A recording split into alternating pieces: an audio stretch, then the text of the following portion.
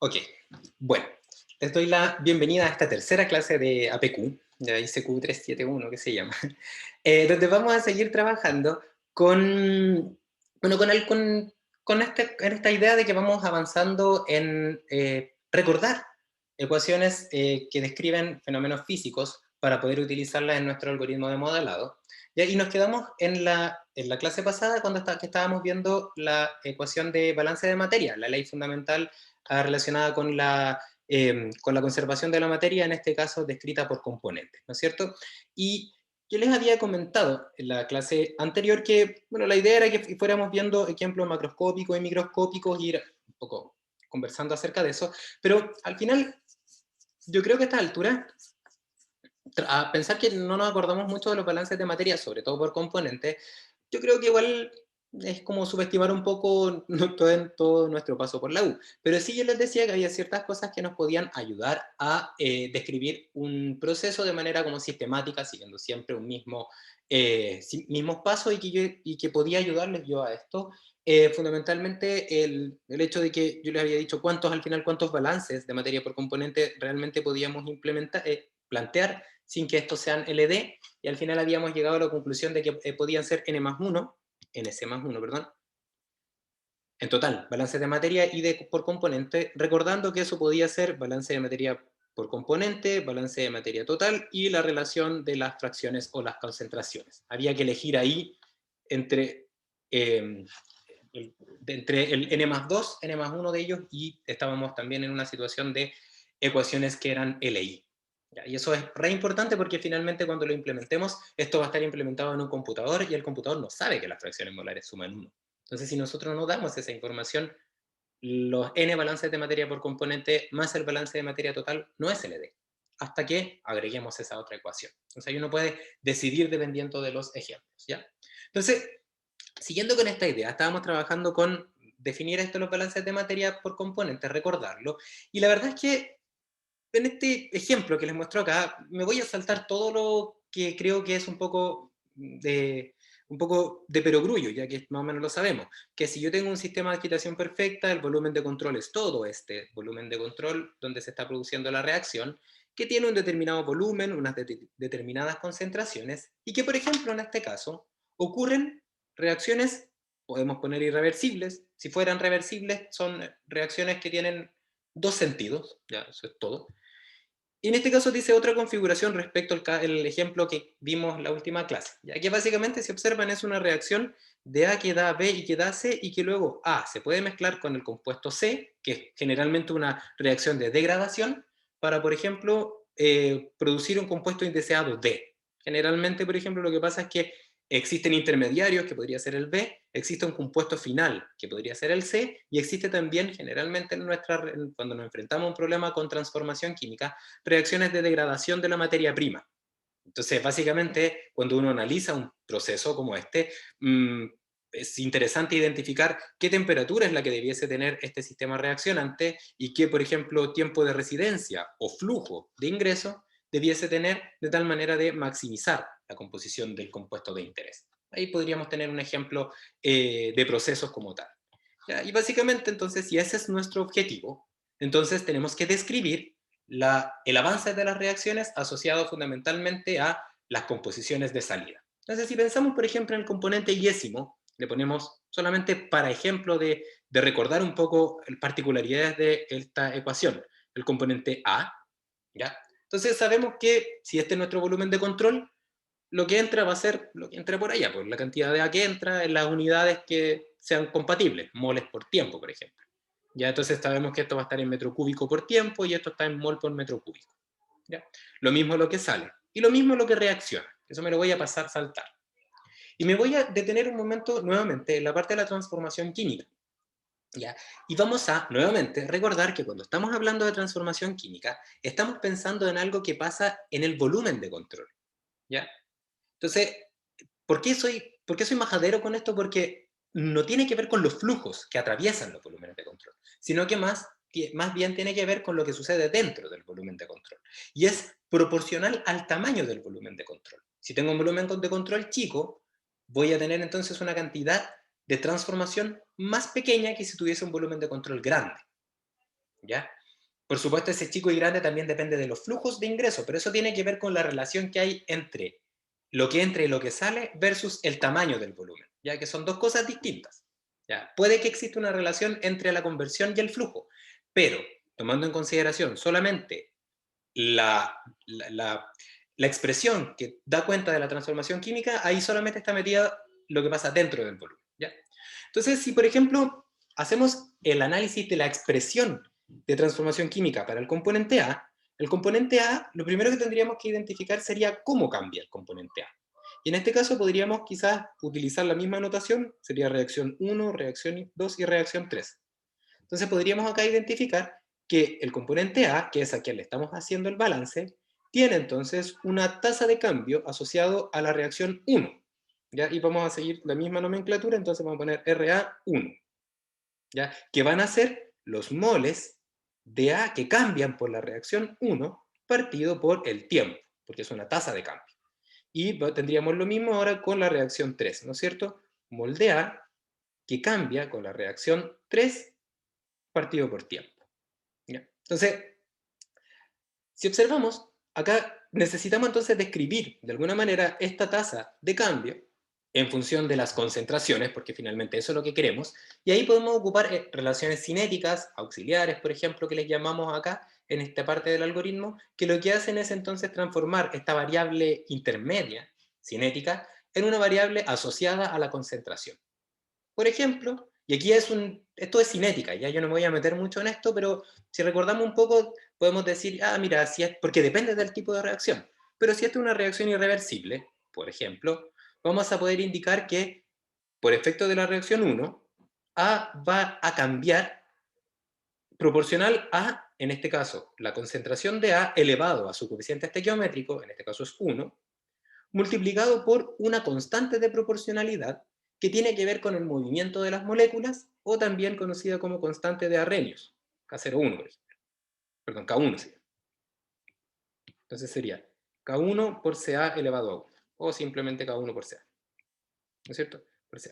Y nuevamente tenemos la reacción, en este caso la reacción 3, que sería lo mismo, una constante de proporcionalidad que da cuenta del movimiento de las moléculas, y en este caso en particular, para la reacción 3, de la probabilidad de que de la molécula A y la molécula C se junten en algún lugar y entonces formen el compuesto D.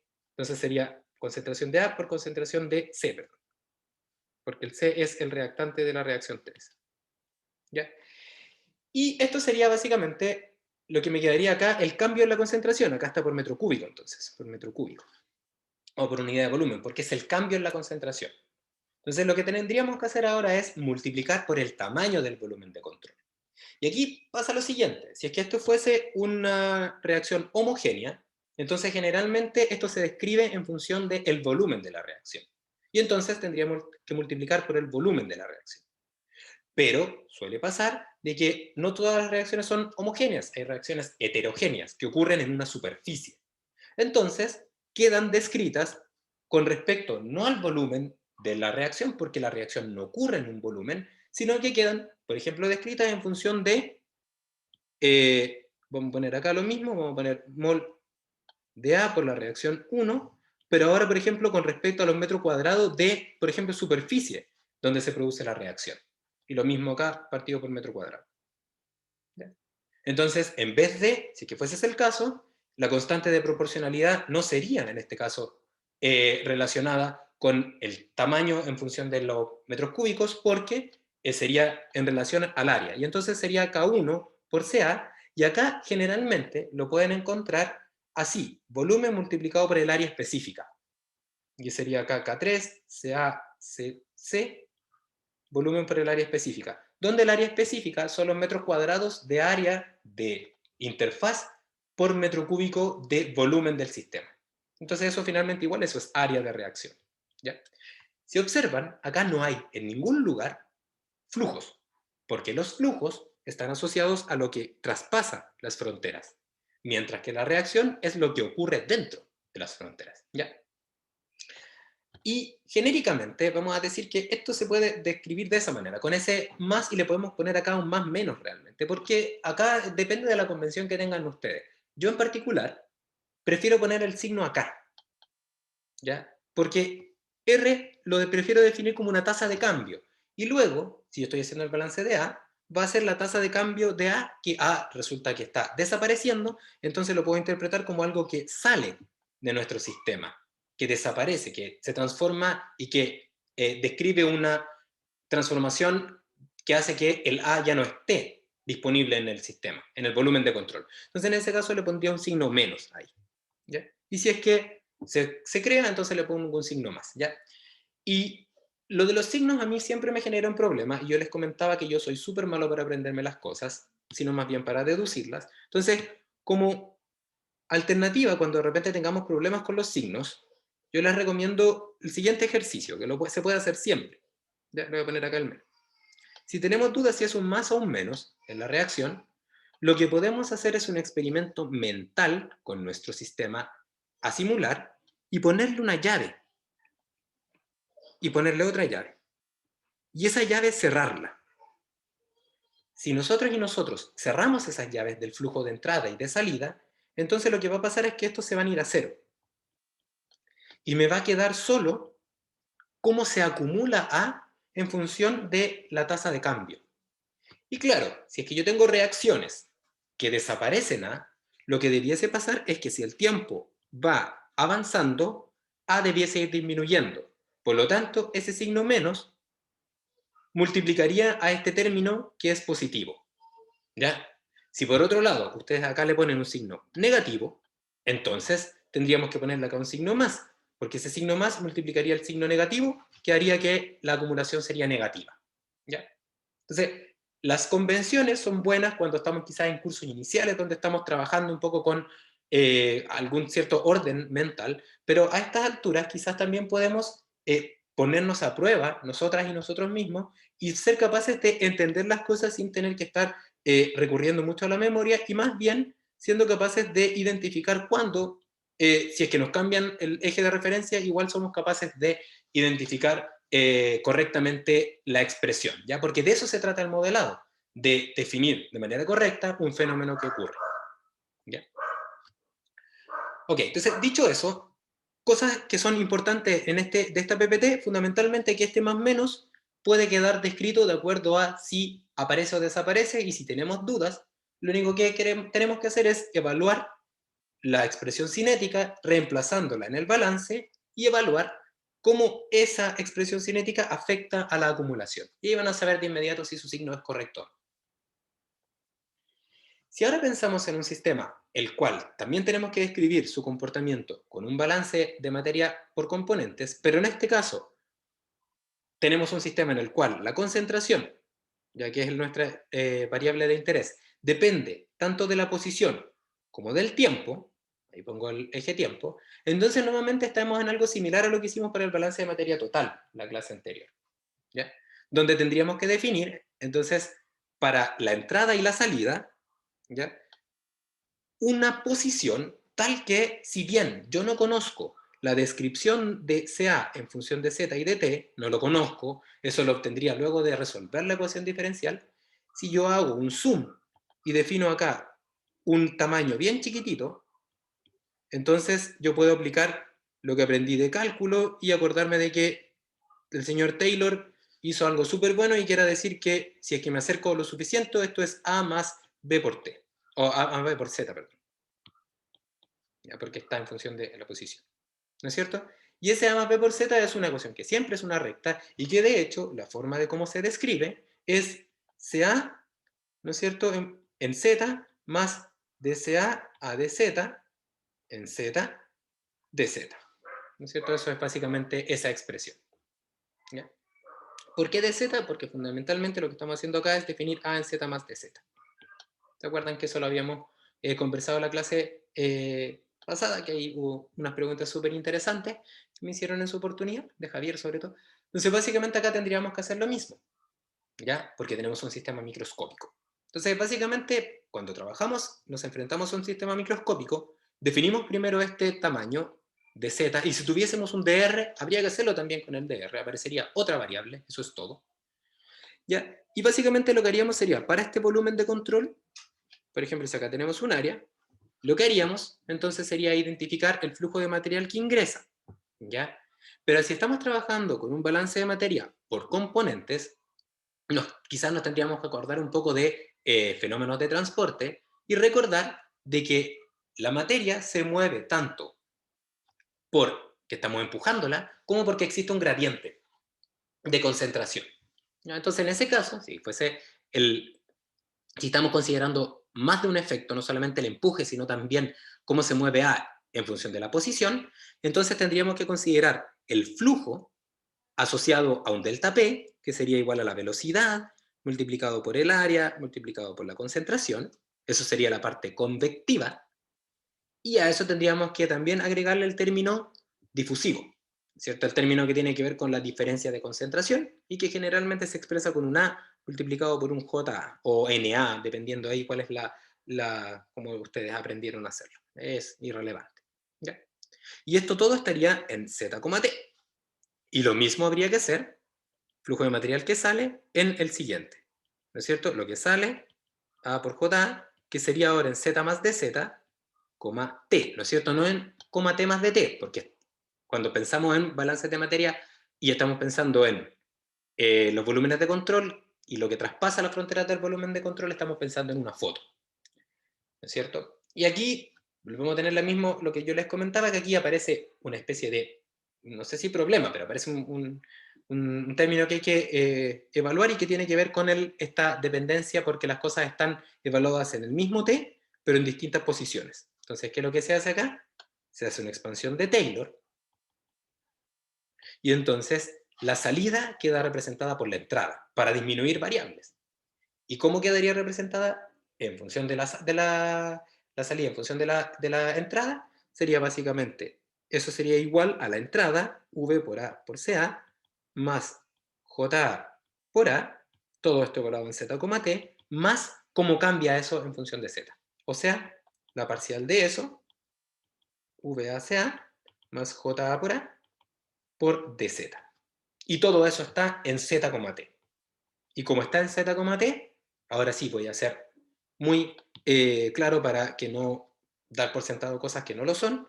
Ahora sí yo puedo eliminar esta dependencia porque ahora ya todo está en Z, T. Si bien depende todo y todo está en Z, T, ya definirlo y dejarlo escrito ahí es básicamente no consume solamente tiempo porque ya sabemos que esto depende de Z y del tiempo. ¿Ya? Y tiene una derivada parcial porque las cosas dependen de la posición y del tiempo. ¿Ya? Entonces, lo que entra menos lo que sale, finalmente me va a quedar entonces simplemente con un menos acá y se me van a ir esos términos de ahí. Ya que es básicamente esa expresión que yo les muestro acá, con este término que está acá. Ya que es, bueno, ahí está separado, apliqué la diferencia o sea, apliqué la regla de la suma de las derivadas. ¿Ya? Y entonces tenemos esa expresión. El término que se acumula también es re sencillo y tiene que ver fundamentalmente que ahora el volumen de control es A por dz, eso es dv. ¿Ya? Y claro, A por dz uno puede explicar, dv lo puede expresar de esa manera y uno lo hace de hecho, porque de esta forma podemos sacar el dz y el área fuera. Y con el dz se van a ir, se van a terminar yendo con el área. ¿Ya? Por eso entonces uno lo expresa de esa forma. Pero nuevamente lo que me interesa es la parte de la transformación química. ¿Ya? ¿Qué tiene que ver fundamentalmente con cómo se expresa, en este caso, la cinética para una reacción como esta en un volumen infinitesimal, pequeñito? ¿Ya? Y básicamente aplica lo mismo. ¿Ya? La transformación química se describe con un término cinético, el cual es proporcional a la cantidad y proporcional al movimiento, y eso básicamente sigue siendo lo mismo. Por ejemplo, un K, en este caso de la reacción K, porque es una sola reacción 1, por ejemplo, K1 multiplicado por CA, ¿no es cierto? Y esto es en un volumen de control chiquitito. Si es una reacción homogénea, entonces esto habría que multiplicarlo por un dB, que sería A por dz. Y entonces, con eso, entonces, ¿qué tenemos acá? Tenemos el R y tenemos el dB. Entonces, con esa información la metemos acá adentro y entonces se irían. Fíjense, el más con el menos sería estos dos términos de acá, con esos dos que están acá. Acá aparecería un menos porque se está desapareciendo y entonces quedaría la acumulación y quedaría el término este menos que aparecería acá y este otro menos que aparecería ahí. ¿Ya? Y lo voy a escribir acá arriba porque luego vamos a llegar a una ecuación que es mucho más interesante, que sería dCA a dt acumulación es igual a menos, V, el V está adentro, menos de VCA a dz, y acá aparece otro término, menos, este sería menos el J, dJ, a dz, así, ¿ya? Y por supuesto, menos también el término de la reacción química que sería K1 por CA. ¿Ya? Entonces acá, esta expresión que está acá, si le hiciéramos análisis de grados de libertad, aparecería un término que nos molesta, que es SJA, y entonces nos iríamos a recordar a la profe María Paz o a la profe Aldonza, y tenemos que acordarnos de fenómenos de transporte y describir el flujo difusivo con alguna expresión que la relacione con la concentración, la cual puede ser, por ejemplo, la ley de Fick, pero puede ser otras también. Hay otras leyes difusivas, ya que describen este comportamiento. Ya eso, en las membranas, por ejemplo, Fick no aplica, aplica otro tipo de difusiones. Pero bueno, si aplicáramos Fick, entonces sabemos que eso es también menos de CA a dz, que si lo metemos dentro de la derivada, entonces va a aparecer esta ecuación que está acá. Y esta expresión, ¿ya? Donde tenemos la sumatoria de las reacciones, que en este caso es solamente una, ¿ya? O sea, aquí tenemos un menos K por CA, también aparecen en los libros de fenómenos, pero no es necesario tenerlo a mano. A eso es lo que quiero llegar. Que si somos capaces de aplicar este procedimiento de manera sistemática, vamos a tener una súper buena experiencia al momento de integrar el conocimiento. ¿Ya? Porque si se fijan, es tomar conservación y tomar herramientas de otras asignaturas, si quieren, o de otras especialidades, para entonces llegar a un modelo descriptor. Por ejemplo, en este caso, tomamos herramientas de cinética química y de fenómenos de transporte. Y tenemos entonces un modelo que describe un comportamiento, que es lo que yo creo que a lo cual ustedes debiesen llegar. ¿Ya? ¿Qué pasa acá? Podemos identificar que acá aparece una segunda derivada y generalmente las segundas derivadas son súper chicas y a menos que tengamos una velocidad que sea despreciable, incluso cero, cuando tenemos, por ejemplo, algo que está taponeándose, este término generalmente se puede llevar a cero. Hay algunos números adimensionales que ustedes pueden revisar en sus apuntes de fenómenos de transporte que permiten identificar qué efecto es más preponderante, si es el efecto difusivo o el convectivo. ¿Ya? Ok. Dejando la parte de balances de materia, nos queda seguir revisando otras leyes fundamentales, y en este caso, aquellas que nos permitirían describir el contenido energético de los volúmenes de control. ¿Por qué es importante? Porque en el mismo caso que les comentaba del ejemplo macroscópico, la temperatura podría ser una variable de decisión. Y si yo tengo la potestad o la capacidad de decidir sobre la temperatura pasaría a ser una variable de decisión. Pero si en vez de eso yo puedo decidir sobre un flujo de vapor que ingresa a nuestro sistema, entonces requiero describir la temperatura mediante ecuaciones que me permitan relacionarla con, por ejemplo, mi decisión de aumentar o disminuir el flujo de un determinado calefactor o un refrigerante. Entonces, para eso debiésemos recurrir a los balances de energía. ¿Ya? Y los balances de energía, esto es una ecuación súper añeja, si quieren, y súper revisada y re-revisada. ¿Ya? Básicamente, lo que tenemos para un balance de energía sigue siendo lo mismo, pero acá quizás también podemos recordar ciertos elementos, ¿no es cierto?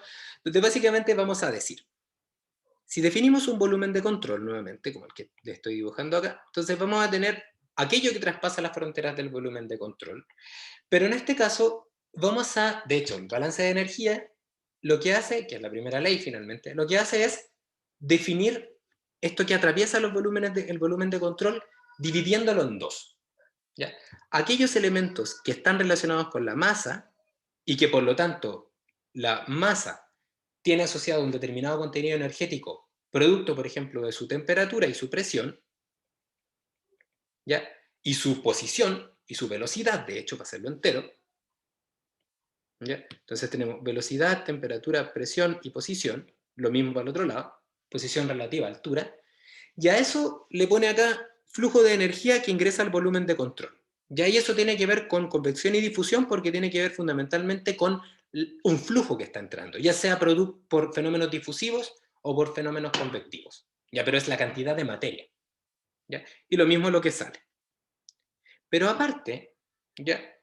El sistema también, o la forma de cómo se describe el balance de energía, tiene asociado otros elementos energéticos que traspasan las fronteras del volumen de control, pero no por masa, porque la energía no necesariamente se transmite por masa. ¿Ya? Y entonces aquí tenemos entonces todo lo que tiene que ver con el calor, ¿ya? Y fundamentalmente entonces cuando estamos hablando de calor, estamos hablando de los fenómenos que describen el, el fenómeno de transferencia de calor en una interfaz y que básicamente es la forma de transmitir energía producto de un delta T, ya sea si ese delta T es por convección, por conducción o por radiación, ¿no es cierto? Esos son los mecanismos y esas son ecuaciones distintas, pero todas están dadas por el Q, que entra o que sale, y a lo que no, a lo que traspasa las fronteras del volumen de control, pero que no depende del delta T, aquí no depende del delta T, la vamos a poner así, no depende del delta T,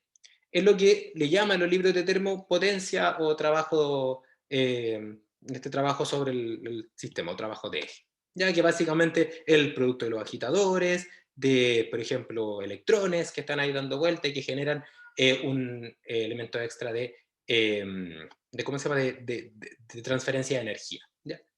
Aquí también debiese aparecer el calor generado o producido por una reacción química, ya, pero si revisan un libro de termo, generalmente eso se mete ahí adentro, al trabajo hecho sobre el sistema, ya entendiendo trabajo como toda aquella energía que no es producto de un delta T, como por ejemplo una reacción química, energía química, asociada al rompimiento de los enlaces. Eso es un poco de convención y la verdad es que es como ustedes quieran, pero básicamente recuerden, lo que viene por flujo, lo que viene por delta T y lo que aparece que no por delta T y no por flujo, o sea, por otros medios. ¿Ya? Si nos vamos a la parte de flujos, nos daremos cuenta que la energía que tiene una determinada masa de materia se divide en tres, o se puede clasificar en tres, y es producto de su movimiento de partículas interno, y eso tiene que ver entonces con la energía interna, por su movimiento, de la energía cinética, y por su posición. Acá no aparece la entalpía. ¿Ya? ¿Por qué no aparece la entalpía? Porque la entalpía no es una de las energías que tiene un fluido por sí mismo. La energía que tiene el fluido por sí mismo, los materiales por sí mismos, son contenido energético producto de su temperatura y su presión, por su movimiento y su posición relativa. Ahora, ¿dónde aparece la entalpía? Cuando ese fluido o ese material tiene movimiento. Porque cuando tiene movimiento, aparte de la energía intrínseca que tiene el sistema, genera una compresión asociada al efecto que tiene el ingreso de este flujo en este volumen de control. Y genera también una expansión cuando el flujo sale de este volumen de control. Ese trabajo de flujo, que se llama trabajo PD, cuando se suma con la energía interna, se llama entalpía. ¿Ya? Y entonces, cuando tenemos un sistema que no tiene flujo, que está cerrado, no hay entalpías dando vueltas, son solo energías internas. ¿Ya? Ojo con eso. Y tomando eso en cuenta también, cuando vemos la acumulación, aparece que la acumulación en un volumen de control va a ser la tasa de cambio en el tiempo de la energía en el volumen de control. ¿Ya? Y la energía en el volumen de control tiene que ver con la masa que hay en el volumen de control y por lo tanto va a estar relacionada con su energía interna, con su velocidad o por lo tanto con su energía cinética y con su posición relativa, ¿ya? Energía potencial. No aparece la entalpía. O sea, acá uno puede decir, ¿pero cómo? Si a mí siempre me han enseñado que esto es Cp por dT, ¿no es cierto? Y eso generalmente es así cuando tenemos un líquido o cuando tenemos un sólido. Pero si tenemos un gas, lo correcto sería que esto sería una expresión de energía interna, ya sea CV si es que es un gas ideal, o CV más la función de la presión asociada a los gases reales. ¿Ya? Ojo con eso.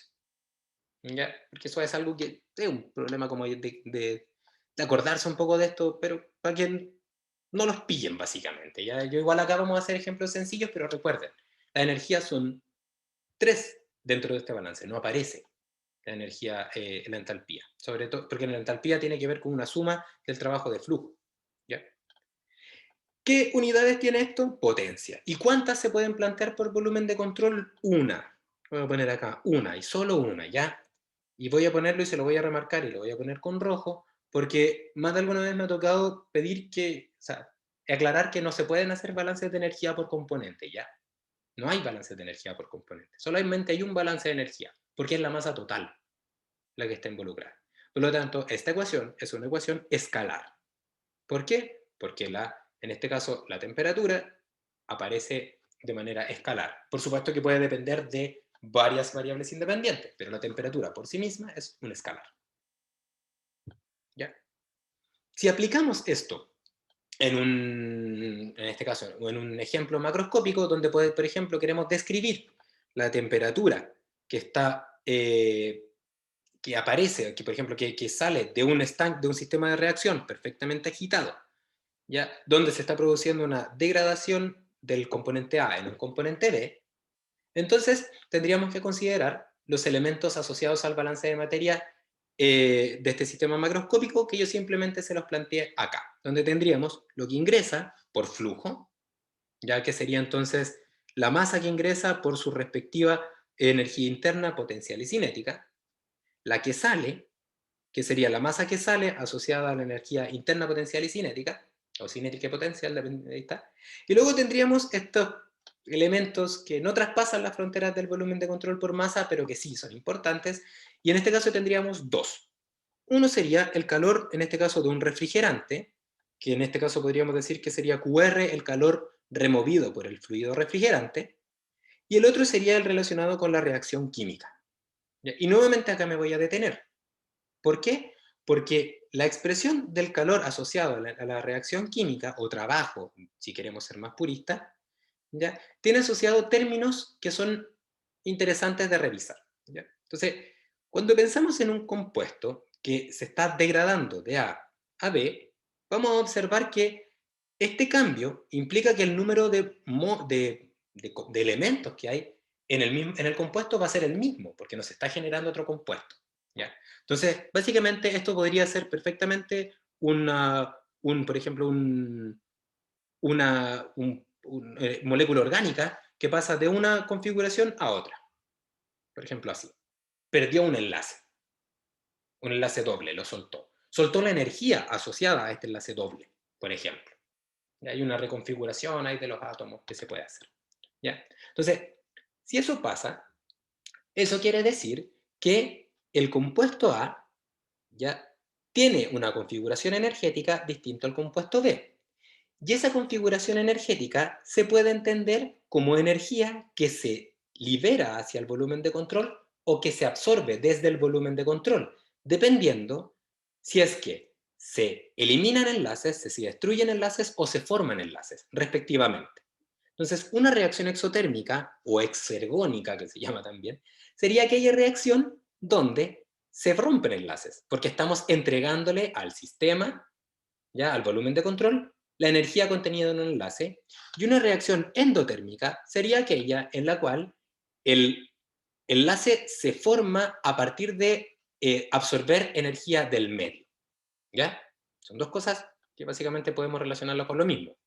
Pero en un caso liberamos el enlace exotérmico, en otro caso formamos un enlace endotérmico. ¿Ya? Si ese es el caso, entonces la expresión que describe esta liberación o toma de energía del volumen de control está asociada con la cantidad de moléculas que pasan de una configuración a otra. ¿Ya? Y esa cantidad entonces finalmente está relacionada con la tasa de cambio y por lo tanto está relacionado con el RA. ¿Ya? Entonces, este RA sería básicamente los moles de A que cambian, en este caso que liberan un enlace en función de dónde ocurre la reacción, en función del tiempo. ¿Ya? Entonces, ¿qué tendríamos que hacer acá? Multiplicarlo por dónde está ocurriendo la reacción, si es una reacción homogénea, por el volumen, si es una reacción heterogénea, por el área de reacción. ¿Ya? Y esto nos daría cuenta entonces del número de moles que están cambiando en función del tiempo. Pero a mí lo que me interesa es no tanto el número de moles, sino cuántos enlaces se están rompiendo por mol. Y ese es el término que a veces aparece como delta H de reacción o lambda de reacción. ¿Ya?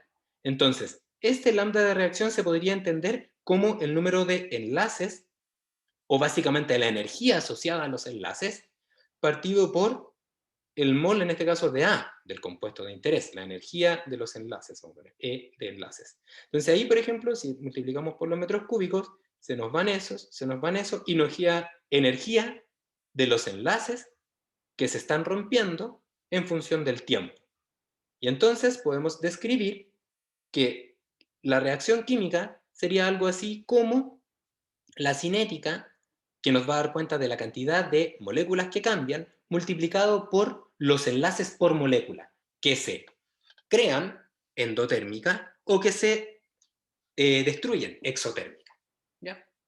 Y si tuviésemos más de una reacción química, por ejemplo, tenemos esa reacción química, pero también resulta que tenemos esta otra reacción química, donde tendríamos quizás el mismo elemento, lo voy a anotar, pero ahora en vez de liberar dos enlaces, solamente liberamos uno, así por ejemplo, entonces esto va a tener otra cinética, porque es otra reacción química, que sería, por ejemplo, el Ra de la segunda reacción, ya multiplicado por el volumen, y acá multiplicado por el número de enlaces que se rompen, pero ahora por la segunda reacción, y este sería por la primera reacción del compuesto A.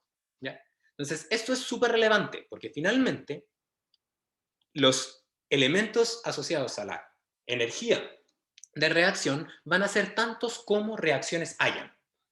¿Ya? Y cada uno de ellos va a tener asociada una cinética y la energía específica de esa cinética. O sea, la energía asociada a la formación o destrucción de enlaces producto de una determinada reacción química.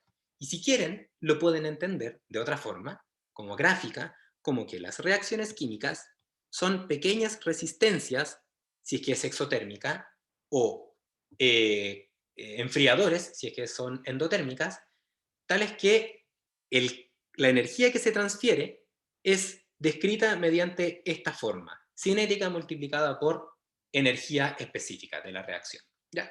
Entonces con eso básicamente lo que estoy haciendo es recordarles esta parte, que cuando tengamos más de una reacción química, tenemos que considerar todas las reacciones químicas asociadas a la transformación.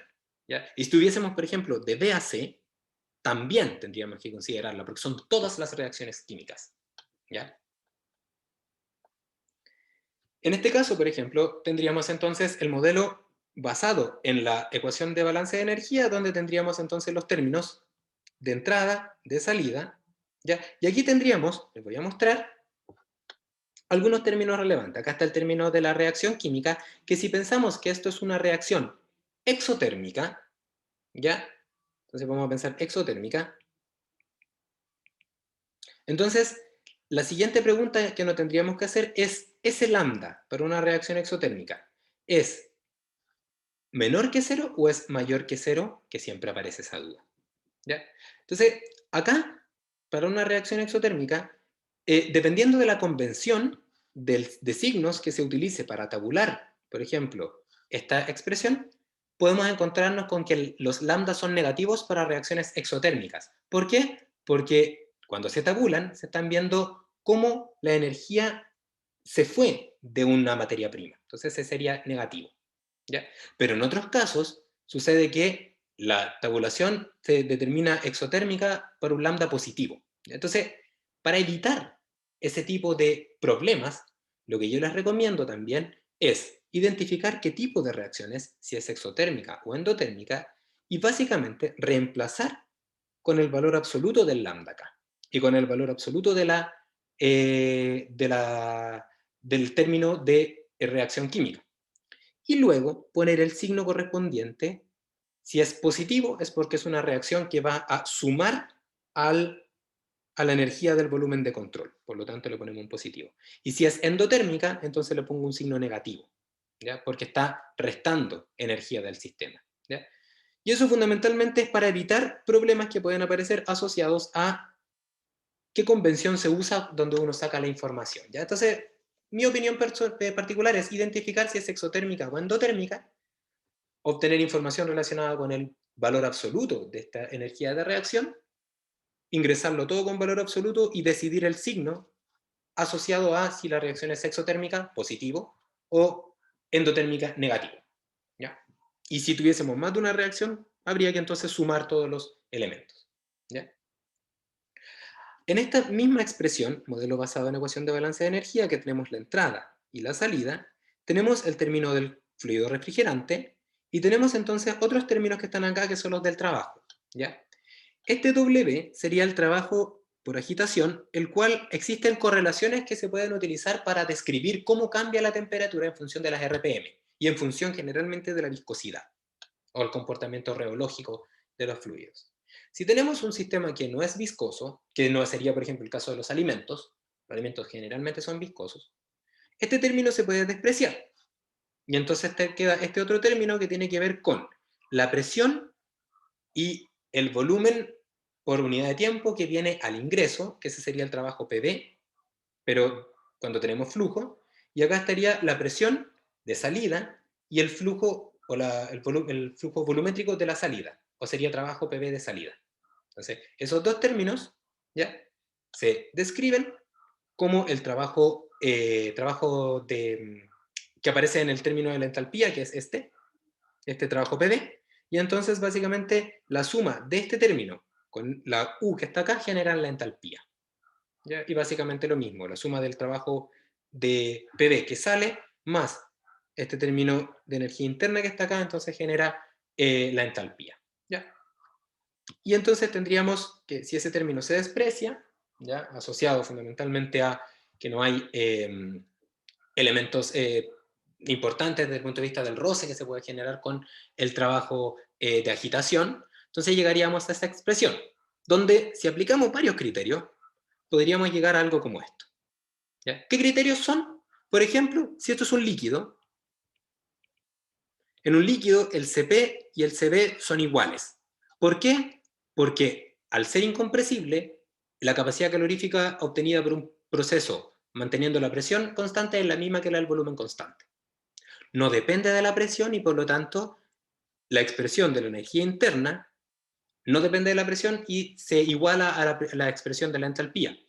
¿Ya? Por lo tanto, queda un término de capacidad calorífica y de capacidad calorífica. ¿Ya? Pero son distintos, porque uno es la entalpía y la otra es la energía interna. Pero, bajo ciertas aplicaciones de criterio, pasa esto. ¿Ya? ¿Qué más se puede aplicar? Uno puede decir, la entalpía, o en este caso, la expresión que describe la entalpía, que es básicamente igual a la energía interna, es una función solo de la temperatura, como elemento intensivo. También depende de la masa, pero estamos dejándolo, en este caso, intensivo, o sea, por unidad de masa. Y existe una expresión, ¿no es cierto?, que esto también se puede expresar como el Cp de T, desde temperatura de referencia hasta temperatura a la cual queremos medir. En este caso, por ejemplo, a la entrada. Donde si es que este término es aproximadamente constante, entonces llegamos a eso. Cp por delta T. ¿Ya? Pero recuerden que viene desde esta expresión. Y si el Cp depende de la temperatura, no podemos hacer eso. ¿Ya? A menos que, por supuesto, saquemos un promedio en un rango. Y básicamente tendríamos lo mismo para la salida. Aquí está el término de generación, producto de la reacción química, y tenemos el término de la refrigeración, el cual agrega una variable extra, y entonces tendríamos que plantear un balance de energía ahora en el sistema de refrigeración. Y eso básicamente sería la siguiente parte del algoritmo de modelado. Y ahí entonces ustedes tendrían que aplicarlo. ¿Ya? Existen otros sistemas, ¿ya?, que tienen más de una fase y por lo tanto dentro ocurre un fenómeno de cambio de fase. ¿Ya?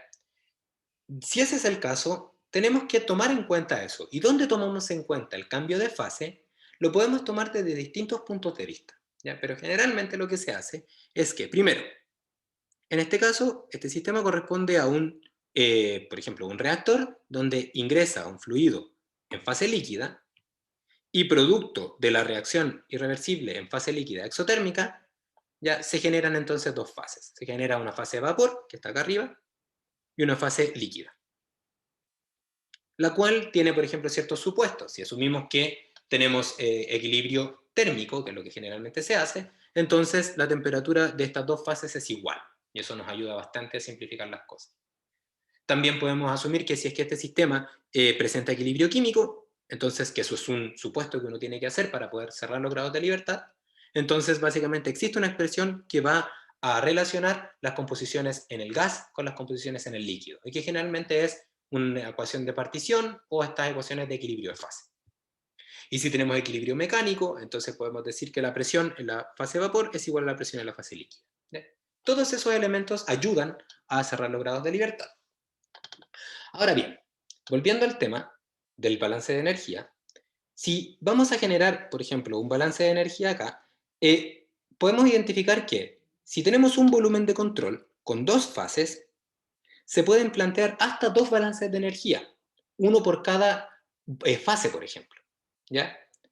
Podemos plantear un balance de energía en esta fase y otro en la fase gaseosa y otro en la fase líquida, o uno total y uno en la fase gaseosa. ¿Ya? Pero la verdad es que no, la información que entrega tampoco es muy buena, porque básicamente aquí se va a aparecer una variable adicional que corresponde a la tasa de evaporación, que si definimos como, como volumen de control todo esto, no aparecería, pero está disponible. ¿Ya?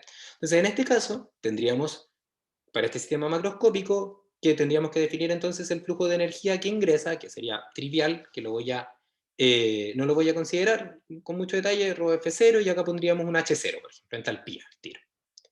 Pero lo interesante es el que sale, ¿ya? Porque acá nos vamos a acordar de otra cosa. Y si alguno de ustedes le tocó hacer alguna ayudantía de termo, entonces me podría echar una mano, porque a mí la termo me gusta, pero me asusta. Entonces tenemos que sale flujo por arriba como gas, flujo de vapor, ¿no es cierto?, por la densidad del vapor, por el H del vapor, y sale por abajo más flujo del líquido, por el ρ del líquido, por el H del líquido. ¿Ya? Cuando encontramos entonces una expresión como esta, vamos a identificar que tenemos dos expresiones para la energía de salida, en este caso lo que sale por la fase gaseosa y lo que sale por la fase líquida. Si aplicamos los supuestos, en este caso de equilibrio térmico, entonces sabemos que esto va a ser a la misma temperatura. ¿Ya? Entonces la diferencia está fundamentalmente en estas dos expresiones en el cambio de fase. ¿Ya? Y entonces, para eso, vamos a poner una hoja extra, porque esto siempre, como les digo, aquí, si usted es ayudante o ayudanta de termo, me eche una mano. Entonces, estamos en esa situación, donde tenemos el vapor y tenemos el H del líquido, ¿ya? Que tiene asociado, por ejemplo, una concentración, que tiene asociado, digamos así, por ejemplo, una X y una Y, para que sea más fácil, líquido y vapor. ¿Ya?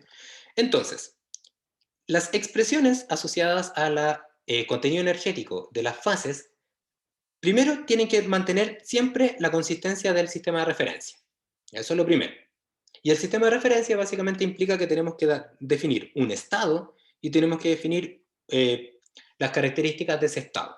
En este caso la temperatura y la presión. Generalmente estamos trabajando con sistemas que son ideales, y en este curso así va a ser, pero existen también los sistemas reales que también tenemos que describir la presión, ¿ya? Pero estos son como para cursos más avanzados de modelación. ¿Ya? Entonces básicamente acá tendríamos una entalpía, y una entalpía de gas y una entalpía de líquido. Entonces, si ustedes no se acuerdan mucho de la expresión de las entalpías, siempre pueden recurrir a ciertos diagramas que nos ayudan. ¿Ya? Uno de esos es el diagrama TS, que está acá. Y el diagrama TS es este típico diagrama que tenemos acá, donde básicamente para describir este diagrama TS tenemos que considerar, nos permite definir un camino asociado a un punto de referencia, el cual tiene asociado una determinada temperatura de referencia y una presión de referencia, que generalmente corresponde a la presión del sistema. Entonces, los diagramas TS describen cómo se genera un calentamiento para un determinado, en este caso, como tenemos un sistema multifásico, por una determinada mezcla, en este caso mezcla de Y. Entonces, la expresión de la entalpía incluiría primero una definición de temperatura de referencia a una presión de referencia. ¿Se acuerdan que estas líneas corresponden a isobaras? ¿Ya?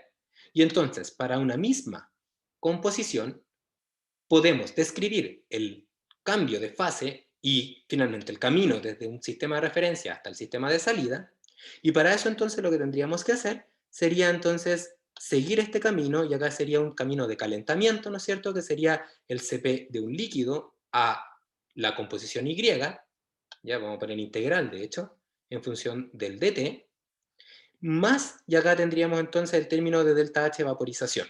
Y entonces sería delta H de vaporización a la temperatura y a la composición. ¿Ya? ¿A qué temperatura? A la temperatura esta, que está acá.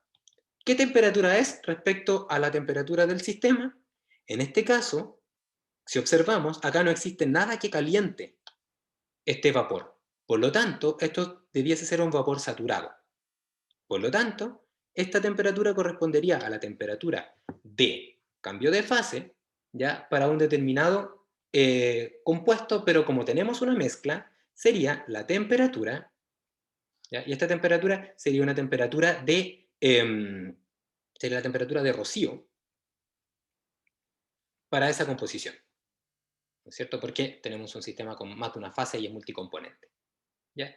Y ahora debiésemos hacer lo mismo, ¿ya? Para el sistema líquido, el cual es líquido y no es un líquido subenfriado, sino que es saturado. ¿Por qué? Porque ese líquido saturado está en equilibrio con el vapor, ¿ya?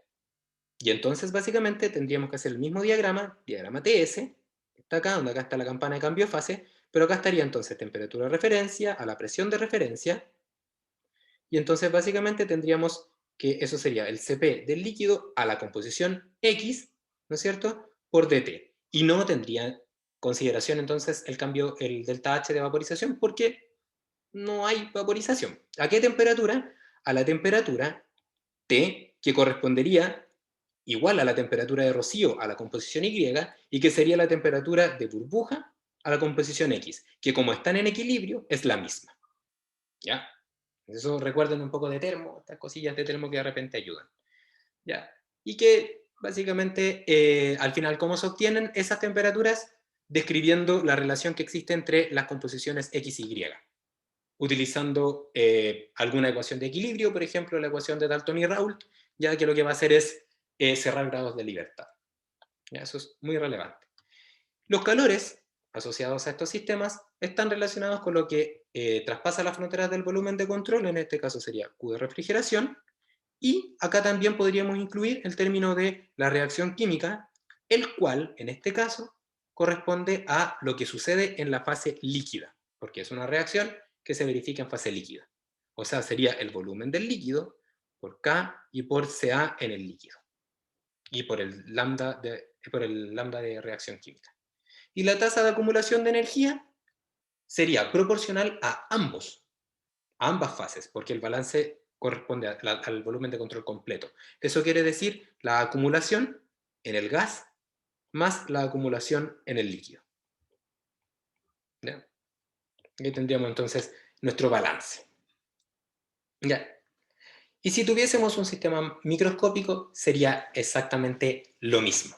Ya que tenemos, por ejemplo, en este caso, un reactor tubular, ya que básicamente donde aquí sucede, ahí existe una reacción irreversible, y en esta reacción irreversible, por ejemplo, es exotérmica, ¿ya? Está liberando calor hasta el entorno, y se está eh, extrayendo el calor por las paredes de este reactor tubular, ya que este reactor está enchaquetado. Ahí tiene entonces este flujo ahí que aparece ahí. Entonces, si tuviésemos que hacer acá un balance de energía que nos permitiera describir, en este caso, la temperatura en función de la posición y del tiempo, tendríamos que aplicar los mismos conceptos que ya aplicamos antes, ¿ya? Que sería básicamente una expansión de Taylor. Entonces me los voy a saltar un poco ahora la expansión de Taylor para simplemente mostrarles qué aparece cuando tenemos un sistema microscópico en el balance de energía. Entonces, en el balance de energía tendríamos la energía asociada al flujo, ya que básicamente sería el efecto convectivo, ya que sería fundamentalmente la velocidad por el área por la densidad, para que me dé flujo másico, multiplicado por el Cp y por la temperatura, ahí entalpía directamente. ¿Ya? Y el que sale convectivo sería lo mismo, pero en Z más de Z, por lo tanto ahí tendríamos entonces esta expresión. Ese es como el término asociado a eso. ¿Ya? Y ¿Qué supuestos implementamos de inmediato? Que podemos ya empezar a como definirlo a priori. Fundamentalmente que, como es un líquido, por ejemplo, trabajamos solamente con CP, ¿ya? Con capacidades caloríficas, ¿ya? Que el cambio de la energía cinética y el cambio de la energía potencial es despreciable respecto al cambio de la energía interna, porque existen efectos térmicos. Cuando cambia la temperatura, la energía potencial y la cinética son despreciables, ¿ya? Si tienen dudas respecto a eso, hagan un análisis de cuánto tamaño tiene una central hidroeléctrica que genera una determinada cantidad de potencia versus el tamaño que tiene una central termoeléctrica que genera la misma potencia. Y se van a dar cuenta de órdenes de magnitud de diferencia, ¿ya? En relación a lo importante que es la energía que se puede transmitir o que se puede almacenar por efectos de los enlaces químicos y por lo tanto por el contenido energético asociado a la temperatura en relación a la energía potencial. Entonces, básicamente, a menos que no exista cambio de temperatura, cambio de energía cinética y potencial se pueden despreciar. ¿Ya?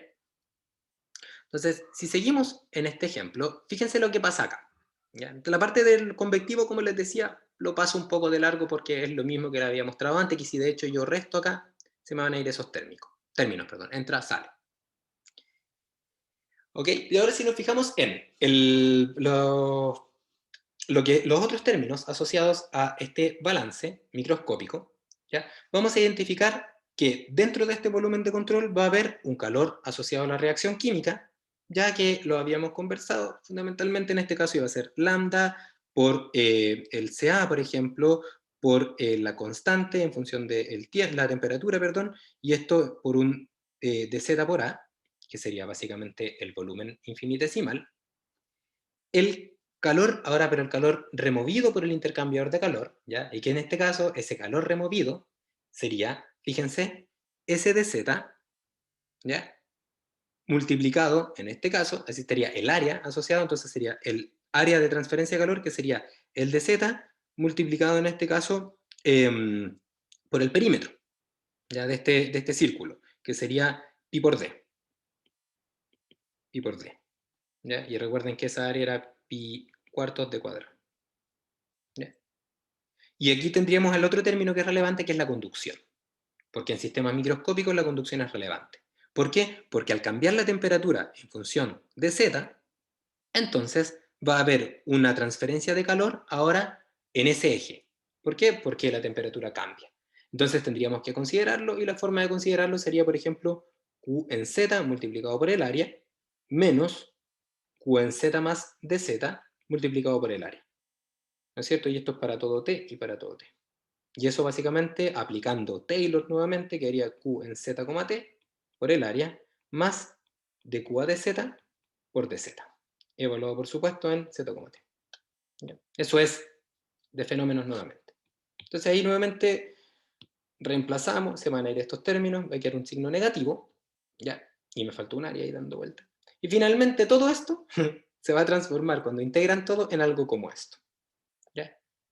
Donde, si observan, el término conductivo, este término que está acá, se puede transformar en algo dependiente de la temperatura aplicando una ecuación que describe el fenómeno conductivo, en este caso Fourier, que es Qz es igual a menos la conductividad térmica de T a dz. Entonces, si reemplazamos todo, ustedes debiesen ser capaces de llegar a algo como lo que aparece acá. ¿Ya? Donde si observan, aquí faltó un término, tengo que el calor removido por el intercambiador de calor, me faltaba acá, sería el calor que se traspasa por esta área, que sería H por ejemplo, un coeficiente de transferencia de calor convectivo en el agua, multiplicado por T menos TW, ahí sí, en el agua. Perdonen, ahí se me había ido ese término, que sería la parte convectiva. ¿Ya? Entonces, si ustedes reemplazan todo, llegarían a algo como lo que ustedes están viendo acá, ya que es algo un poco trivial. Mira, aquí hay una pregunta, gracias, vamos a ver. Que dice, profe, ¿puedes explicar de nuevo el calor por el intercambiador de calor? Claro que sí, Pamela. Ningún problema. Ya, entonces, me voy a devolver. Ya, gracias por su pregunta, para que así nos quede claro si es que todavía teníamos dudas. ¿Ya?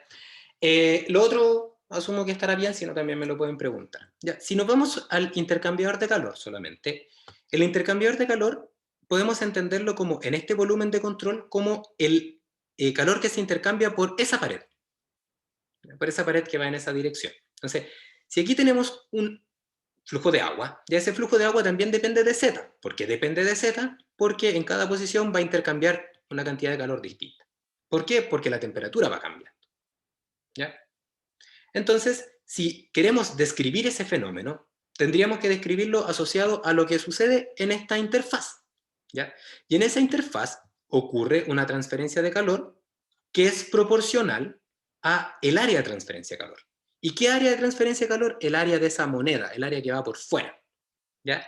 Que básicamente, si nosotros pudiésemos romper este cilindro, esta moneda, y entonces quedarnos solamente con la parte de afuera y estirarlo, entonces se vería algo como esto.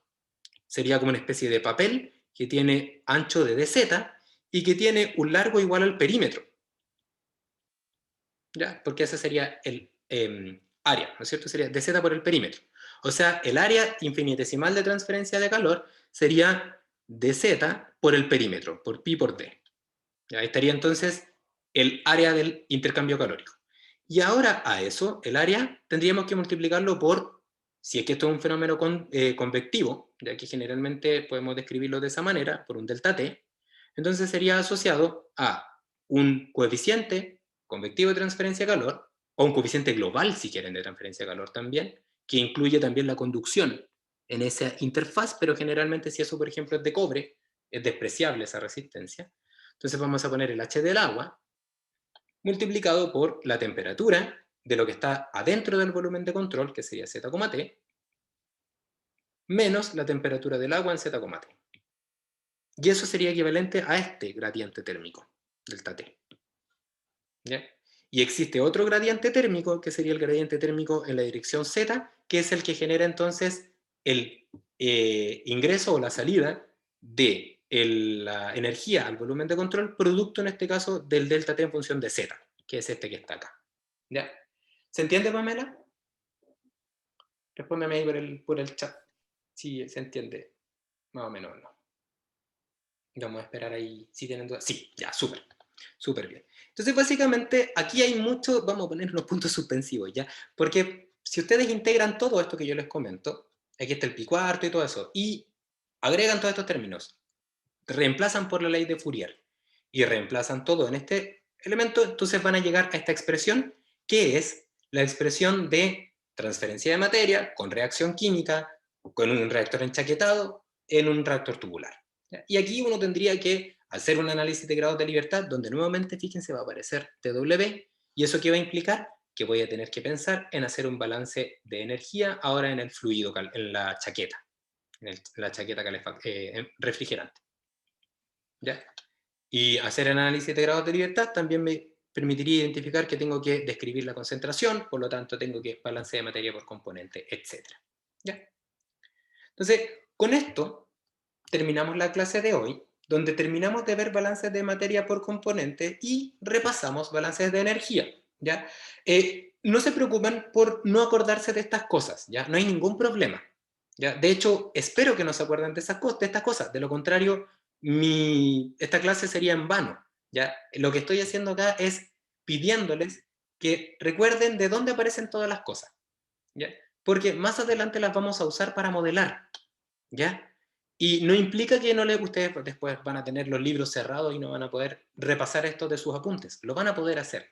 Yo lo único que estoy haciendo acá es mostrándoles cómo se integran los conocimientos para llegar a un modelo fenomenológico de un proceso. ¿Ya? Entonces, no asustarse, porfa. ¿Ya? Esto es, van a darse cuenta después que es algo que es bien mecánico. ¿Ya? Y lo único que les pido es que seamos metódicos y sistemáticos para identificar lo más relevante al final. Entra, sale, como es la forma de lo que pasa dentro del volumen de control. ¿Ya? Teniendo eso claro, vamos a andar súper bien. ¿Ya? Y si tienen dudas, yo les voy a poder ayudar. Mañana, Felipe Moreno, el ayudante, les va a subir un video que trata de la guía de MATLAB, el número 1. ¿Ya? Que es básicamente cómo nos enfrentamos a MATLAB. ¿Ya? Si no tienen instalado MATLAB, por favor, instálenlo. ¿Ya? Felipe mañana a la hora de la ayudantía va a subir el video y la idea es que ustedes lo sigan, lo revisen con calma, intenten replicar los ejemplos que les va a mandar Felipe, que les va a resolver Felipe, y luego, si tienen dudas, Felipe les va a habilitar una sesión de consulta el viernes por la tarde. ¿Ya? Hagan sus consultas, no se queden con dudas. Si todavía tienen dudas, pregúntenle nuevamente y también pregúntenme a mí. Si le escriben al ayudante, escríbanme con copia a mí, ¿ya? Para yo también apoyarlo si es que es necesario. ¿Ya? No se queden con dudas con la primera parte de MATLAB, porque si no aprendemos eso, vamos a tener otros problemas que quizás podríamos evitar. ¿Ya? Tampoco se asusten, por favor. Es algo que cuando lo aprendan a usar va a ser una súper buena herramienta para ustedes. ¿Ya? Con esto terminamos la clase de hoy. El viernes vamos a ver balance de cantidad de movimiento y yo creo que vamos a alcanzar a hacer un ejemplo. ¿Ya? Gracias por su atención y por su participación. ¿Ya? Si tienen dudas en este ratito, me las pueden hacer. De lo contrario, nos veríamos el próximo viernes. Chao, profe, cuídese. Adiós, que Chao, estén profe, muy muchas bien. gracias. Gracias, Que les profe. vaya muy bien. Chao, chao. Chao, profe. Chao, profe, nos vemos. Adiós. Chao, profe.